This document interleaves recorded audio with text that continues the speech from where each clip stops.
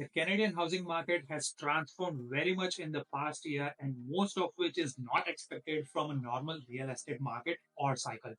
Prices are stable or going down depending on your city. Rental is dropping almost every part of Canada, and investors are staying away. And very few projects are hitting the market or breaking the ground. And this is something we don't typically see when interest rates are going down, and we have one major thing that no one is talking about. And I'm not talking about tariffs, I'm talking about immigration number. So in today's video, let's see what it means for you, your family, and your finance, and how it could impact you. Hello everyone, my name is Parth Soni. I'm a realtor based in Ontario. If you are looking to buy or sell, I'm happy to jump on a call with you. You can book a call with me with the first link in the description. So let's dig into today's topic. So the very first segment of this is the price puzzle.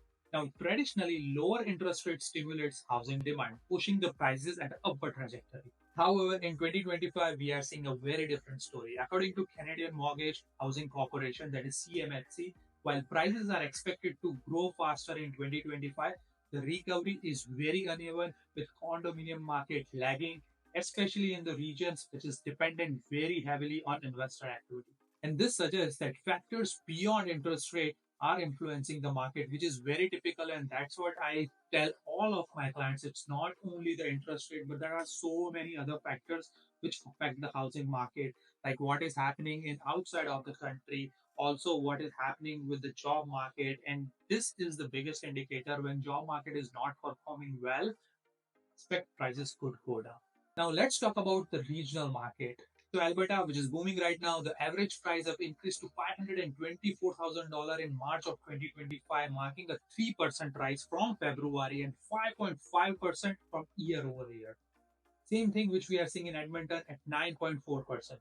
Now let's talk about Nova Scotia. Now the province reached an all-time high with the average home price of $477,000 in March of 2022, and that's a 5.6% monthly increase and 7.5% rise from the previous year. Same thing is happening in PEI. There is Prince Edward Island. It's a record hit at $418,000 in March of 2025, which is up 11.9% from February and 11.2% from year over year. And this is what happens when the majority of the primary market, like Toronto, Vancouver, GTA, it's saturated with so much of inventory and the prices are really high. People start flocking down to different part of the country where they can get a much value out of what they are spending.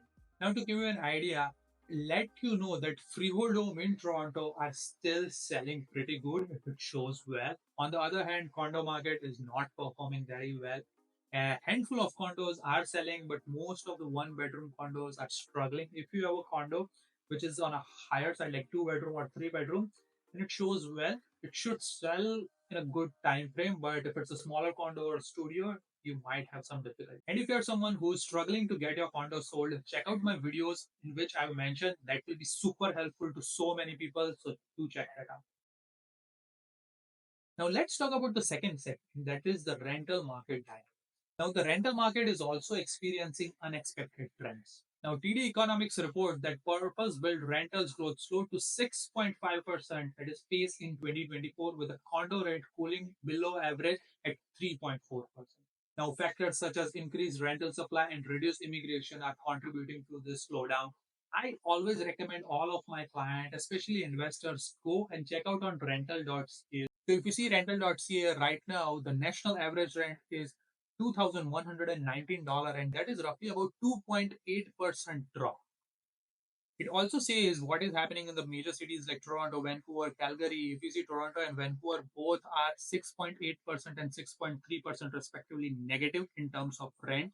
Whereas what we are seeing in the Edmonton, Winnipeg, and Halifax, we have seen a positive increase in growth.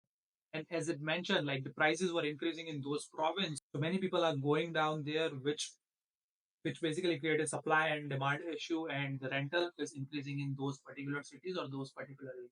Now, this is something which piqued my mind is if you see over here the purpose-built rentals. So it says 1 year change versus 5 year change. So in a purpose-built rental, in a 1 year change, we are not seeing that much. But if you see pre-COVID, that is a 5 year change. The rent increased to almost 36%, that is 35.5%, whereas in condo it's 0.6%. So it's whatever it is, it's not even higher than inflation. So it's at a level, I would say, below that. And this is a graph which will give you a good idea about studio 1 bed, 2 bed, and 3 bath for a purpose built rental. By the way, purpose built rental are also called as PBR. And a rental condo. A rental condo in this case would be a typical condo what most mom and pop investors would go purchase 1 or 2 unit and rent it out. Whereas purpose built rental, which is like a full building where everything is rented. Now let's talk about the third segment, that is investor sentiments and new projects. The Canadian housing market experiencing a notable retreat from investors, leading to a significant slowdown in new housing projects. And this trend is particularly evident in major urban centers where higher interest rate and economic uncertainties are playing a major role, which is keeping both investors and first-time investors, like traditional investors and first-time investors, out from the market. It also drives the confidence in the construction industry, and that is what reflecting in the declining in the house starts. We have seen a good number of house starts or completion. Sorry, we have seen a good number of house completion in 2024 in the first quarter, but housing starts it's at very bottom as of right now. Now, based on CMHC, the seasonally adjusted annual rate of housing start in June of 2024 fell by 9% compared to May. That's a dropping of 241,672,000 units from 264 to 929 units. And this primarily decline driven by the decrease in multi-unit urban homes construction, notably in cities like Toronto and Vancouver. But there are some metros like Montreal, which has experienced a 226% increase in housing starts year over year, attributing to a surge in multi-unit activity. And apart from this, there are several factors which is contributing to a slowdown in a new housing projects. The very first one in that, as everyone knows, by the higher interest rate. Elevated borrowing costs are making it more expensive for developers to finance new projects, leading to delays or, in worst case, cancellation and going into receivership or bankruptcy. The second factor, which as an industry we are observing, is a weak pre-sale activity. In a key market, pre-sale activity is sluggish, reducing the financial viability of launching new developments. And this is something to give an idea. Before the building starts building up, they need to sell almost most of the builder need to sell 70% of the unit, and as we are seeing a slowdown in the pre-sale activities, it's very difficult for builders to come up with the money to start the construction. The third in this one are the elevated input costs. And what I mean by that is the rising cost for material and labor, which are squeezing the profit margin, making new projects very less attractive for builders out there. And here's a quick note from TD economist Mark. It says that the overall housing starts remain above pre-pandemic level due to the ongoing construction and VR units and condo units. This trend might reverse due to the aforementioned all the reasons that we just mentioned. And of course, there will be always a regional disparities between the kind of cities or kind of region you are talking about. If you consider Toronto and Vancouver, they are pretty much in the kind of same bucket. Where we consider Calgary, Edmonton, Halifax, they are very much in a different bucket where the housing is doing really well compared to these two major cities.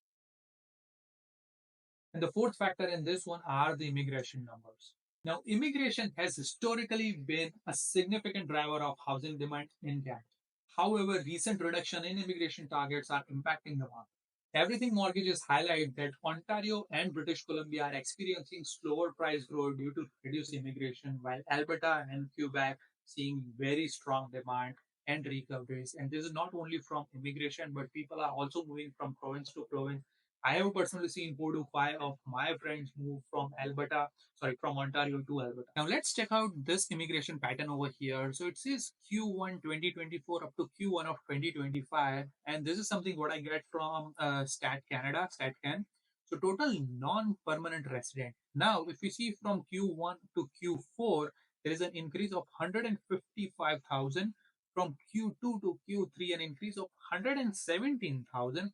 If you see the pattern, it's increasing, but it's gradually slowing down as well.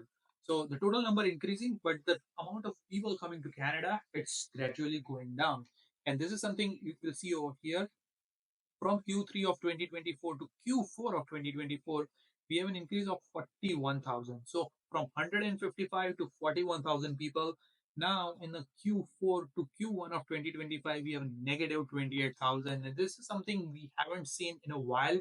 And it would be interesting to see how it plays out and how this affects the housing market at a deeper level. We are already seeing some of the concerns in the housing market, but as this number gradually goes down, let's see how it evolves. Now, based on my opinion, I personally believe, and this is something totally my opinion, I believe if you are someone who have a stable job, who have saved up for a down payment, and planning to hold the house for at least 4 to 5 years, then it might be a really good market to enter into, as most of the major markets are buyer heavy depending on what kind of a house you want to go in. Let's say if you're someone who's looking to get into a condo market, it's pretty a buyer's market in most of Ontario. But if you're someone who's looking to go into single family house, that's detached property, it depends on market to market. In Toronto, it's still, I would say, it's still balanced. It's pretty competitive. If you're someone who's looking in the Kitchener-Waterloo market, it's still pretty balanced.